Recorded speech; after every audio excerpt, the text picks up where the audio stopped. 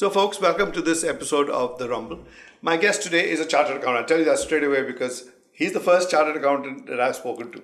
Yet, there are people who do advising people on investment and all that, but that is a completely different field. So, welcome to the show, Mr. Suryakanth. Thank you. Shenoy. Yes. Right? I got it right. Thank you. Okay.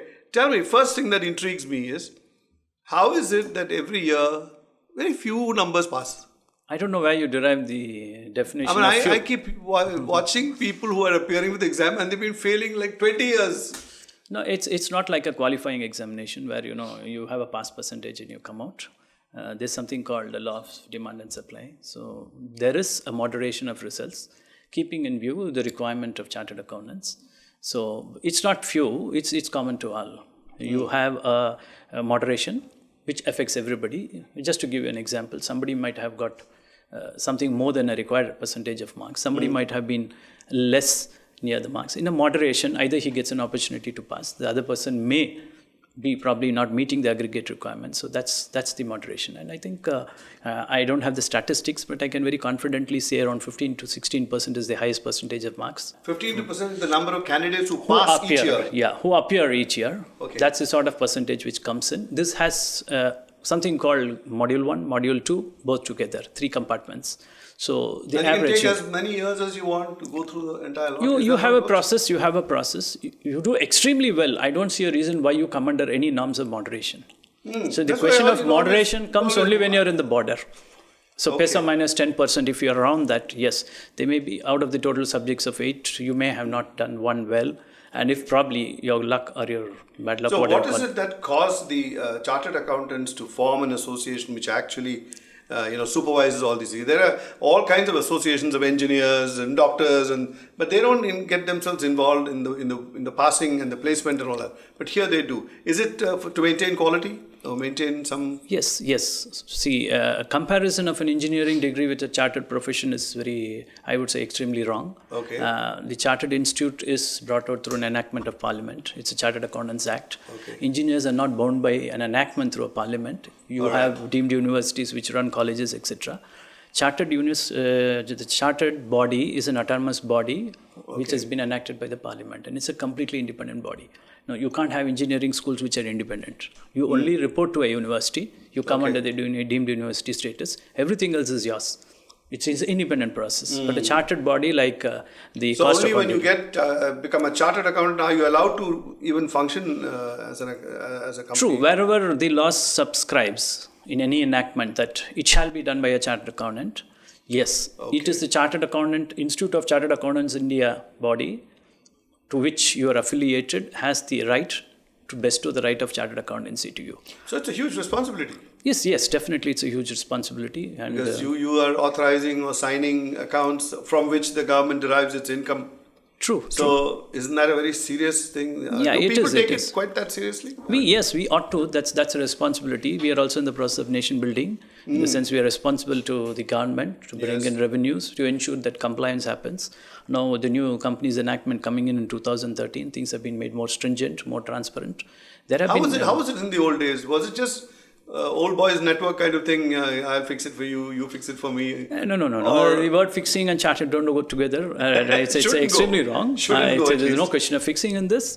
Or do they overlook certain areas? No, it's not so. It was not so. Laws are enacted based on the requirements of the generations where you do. Today, the generation's expectations, the complexities of business are different from what you saw in the post-independent era. Okay. It's a completely different generation. Compliance requirements are different. Requirements are also changing. You have foreign exchange coming in. You are responsible for foreign investors.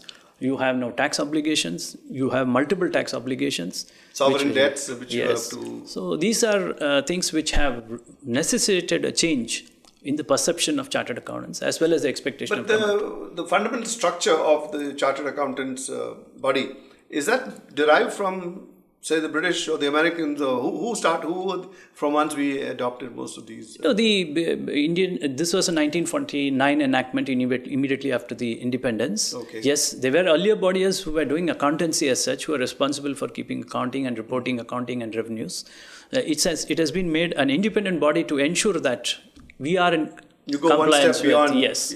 You cast a statutory obligation on corporates as well as the statutory obligation on auditor to adhere to certain norms of reporting, due diligence, presentation, and whatever it is.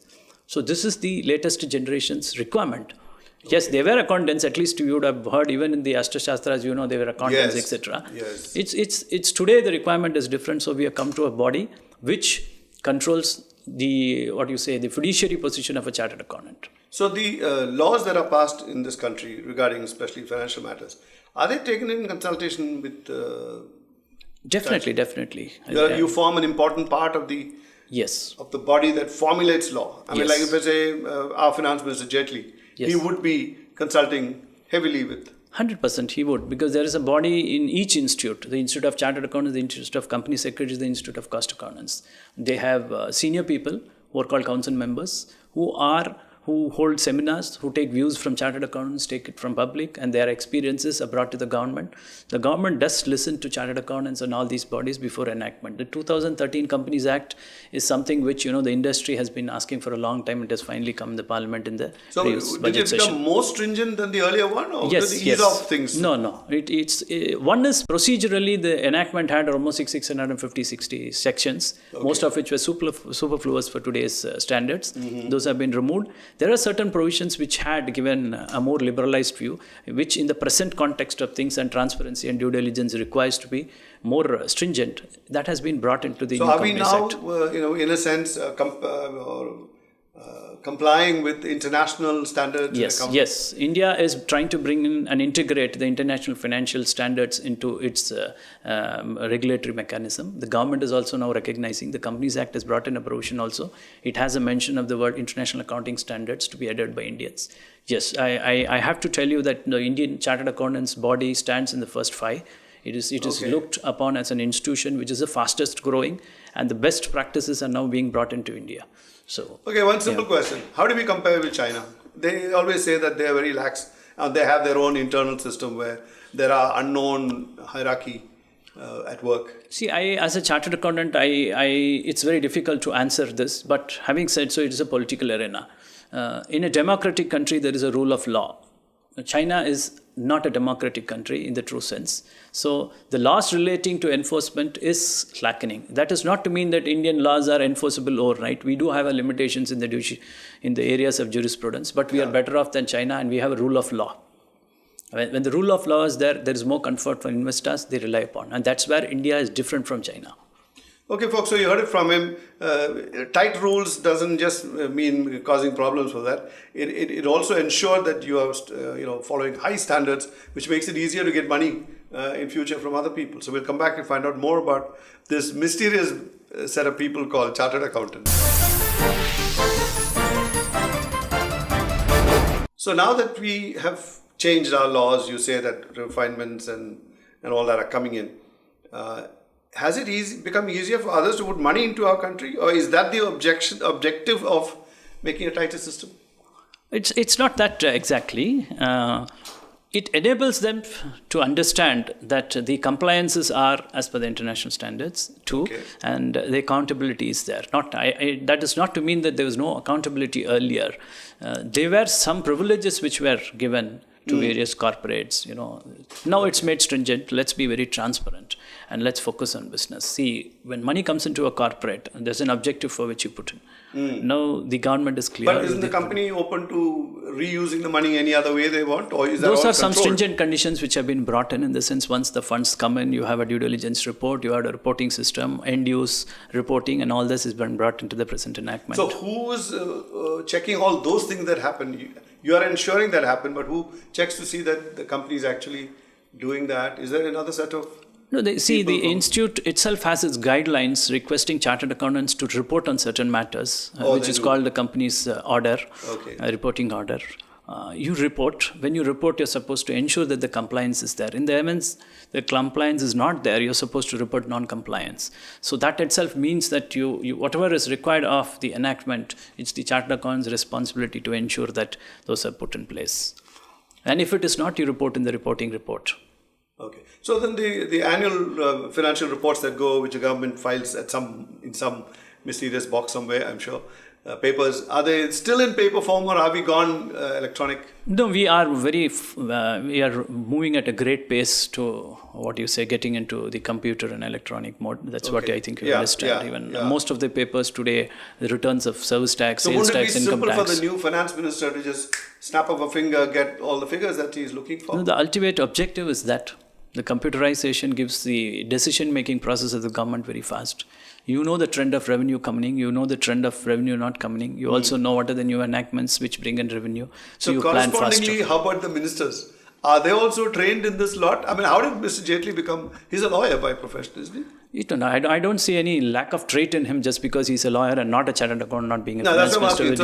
So it's not. See, the domain of the executive and the politics is out of professionals. It's for the professionals to bring in this sort of compliance and reporting system to the government to enable them to take decisions.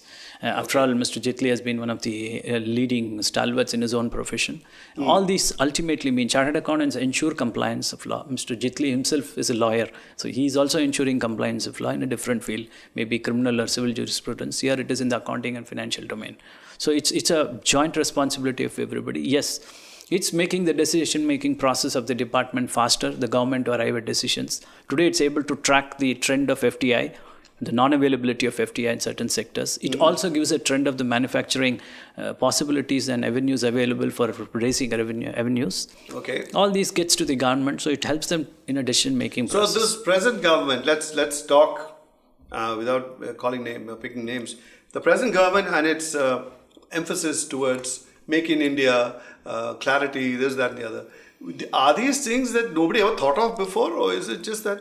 It was not so. It is not that the earlier government did not think, and the present government, at least the present government sees an opportunity in that. See, one thing that's very clear is you are a software power. Okay. Which didn't exist 10 years ago. Yes, it did not exist. You had a potential, so you went into the service sector. Today, service tax is the largest money revenue to the government. That itself says service sector in India stands on top.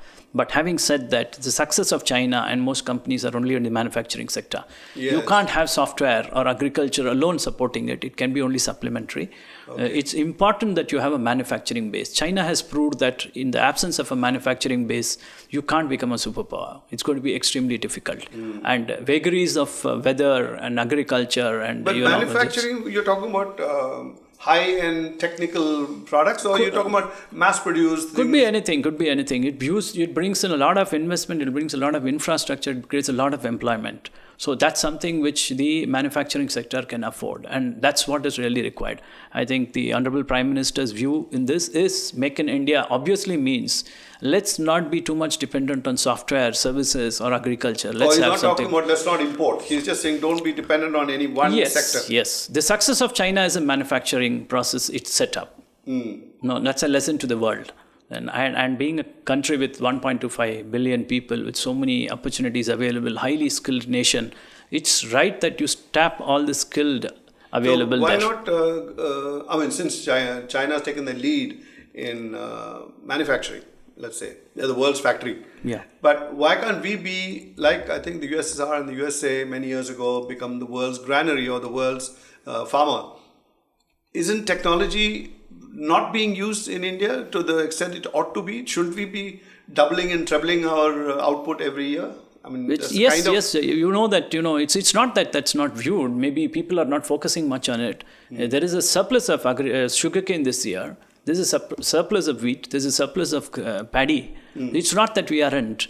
Yes, collective farming to some extent has brought these countries on a larger part, particularly China. Collective farming has been a success. Yeah. India has its own limitations. We should have to live within the limitations. Maybe because our small holdings and families. We have fragmented holdings. We have a traditional life system. We have a joint life family system. We have still the agriculture, the villages. 70% of us are still villages.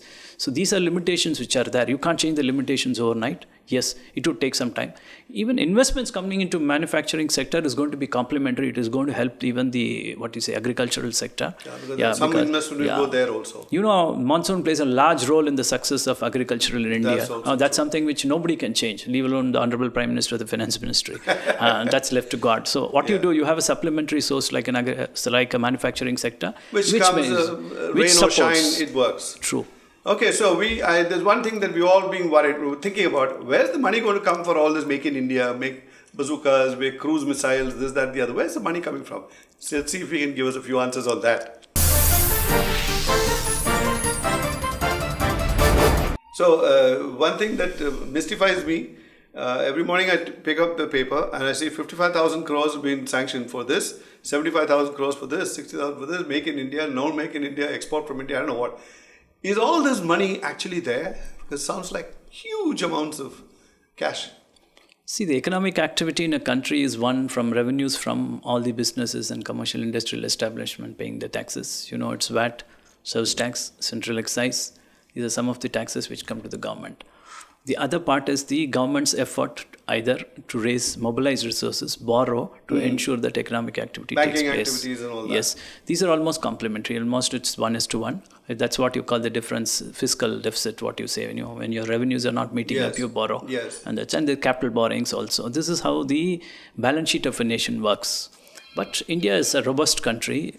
Just for the past 2 years, there's a small level of inflation. It's always had its collection robust, so it's been able to put it into development. So should we all be relaxing and, as they say in the old ad, relax, have a Charminar? Is everything all okay with our country, economically, financially? It's not. No, it's just like you run your household. Okay. Everything can't be very perfect. Then why do you at all collect revenues if everything the government has resources, etc.? It's not so. It's an activity. Is any country in the world robust that way? No, not really. Nobody? Yes, nobody for that matter. Even that the US has its own borrowings. US Treasury bills are bought as much as from Japan, and Chinese are buying US Treasury bonds. That's how it is financed. Every country has its level of borrowing, which India is trying to peg it at around 4% of its GDP to ensure that you just not shoot. The borrowings don't shoot your expected production of income. You service the debt. Yes, and your revenue collections are enough to service this, and it does not overshoot that. This is how the economic activity happens. How about a country like Pakistan constantly rattling a saber and talking tough with India? Do they have the money to do all this, or is it again that they divert all their gainful, whatever? In fairness, I'm not privy to the financials of Pakistan, but as a general perception. Let's say our country, we are also wanting to arm ourselves to the teeth against future possible incursion. Historical rivalries are always existing for every nation, and it's the duty of the nation to take care of its territory, its people, its citizens. They have to protect them, safeguard the interests of the company. Any economic activity in a country is related indirectly to its security status. So India's very secure food security, fuel security, some security. Economic security and the security of its territory is very important. Yes. If that's not taken care, you can't expect any investments. That's one of the bane of Pakistan. They have not been able to have a very stable funds from here and there. No, their funds come from US aid to a very large extent. It's or they get gifts. That's all on a very small scale. The budget for Pakistan comes from the US military and economic aid, which is given the limitations of their history of terrorism and internal problems which they have, some of which they try to export to us. Politics apart. The reality is, it's not a nation which can live on itself because it does not have a very strong economic activity. What about our case? If aid, are we still recipient of aid? No. There are many cases where India has refused aid itself. India is not a nation which is depending on aids. This is the real truth. I can tell, hey, all you guys, listen to that. The man says India doesn't need aid and we don't need it. And we can live quite well without it. That's actually very comforting to know. You should distinguish between aid and borrowings and an economic investment. Yes. And an FDI cannot be termed as an aid. Okay. So India is not a country. Yes, we had a history of sale of gold, but that is history of us. Yes. Now we are back on rail. There's no question of India depending on any aid to take care of its nation. Its revenues which are coming in, its investments which are coming in. You just got to balance that, income outgoing. Aid comes to sectors like, the social sectors, NGOs, etc., which have their own level of economic activities. Why do people buy gold in India? Is this peculiar to Indians and Chinese? I mean, the Americans don't buy gold like this. No, that's an answer which everybody have to ask our spouse. But having said that, is only the spouse responsible for it? The husband is also encouraging the spouse. I don't think, at least I'm not in that category. Okay. And most husbands don't subscribe to buying gold. But in fairness, I think it's yes. It's supposed to be economic security to the family. Yeah. That's an investable resource where you put your savings into something which at least except for some exceptions, have been proved to be a very strong investment, which Another is inflation-free. Another gentleman I spoke to, he said the popularity of gold is proof of the fact that people have lost confidence in their country's currency. It's not true. It's not true. It's not directly dependent to that. Yes, to some extent, yes, but that's not the Indian psychos. Okay. Indian philosophy is to safeguard the investment. Okay. Gold, incidentally, after the black gold, has proved to be a very economic and very sound and safe investment over a period of time. But why? Well, it does nothing for you. I mean, I know it doesn't rust and it looks good, but it looks so now. The government is trying to monetize it to some extent. Yes. But the fact remains is you leave this as a legacy to your next generation. Okay. We are not a country which have grown where you put your money into stocks, returns, and try to part as Should we be doing that? Should our nation, should our people be doing that? The government is attempting it. In the stock, yeah. All the bodies which constitute the equity market are trying to educate, but it's gone very deep into the Indian psychosis that the stock markets don't really are indicators of economic development. It's been it's a bit like the race course, from what I understand. Some will run like crazy, some will fall, some will be manipulated, some will be that would be taking it to the next extreme. I wouldn't use the word that it is a lottery system. But is it any different?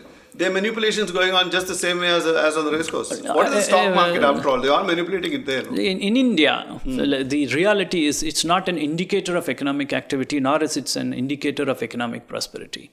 So you don't have the masses getting into the equity stage. Let's understand one thing.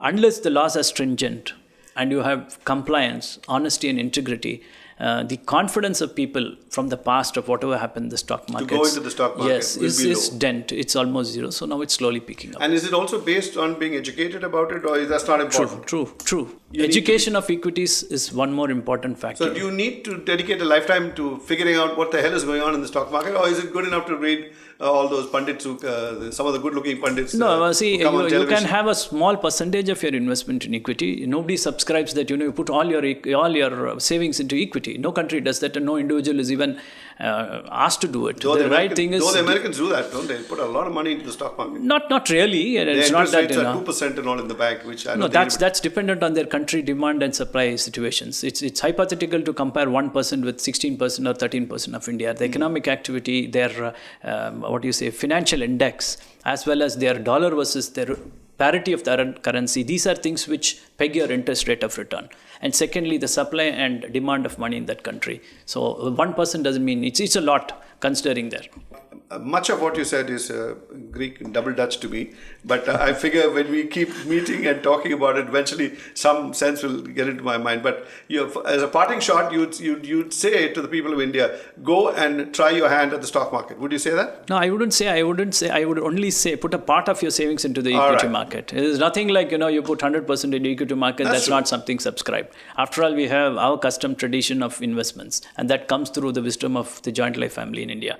So decisions are taken to have safe continue with investments. that, but do a little bit here. Compartmentalize your investment into various stages, not necessarily equities, all others together. So thank you, sir, for coming. It's been wonderful talking to you, and I'm sure we can just do this a couple of more times. I have many doubts, like I'm sure my countrymen have. Pleasure. Thank you.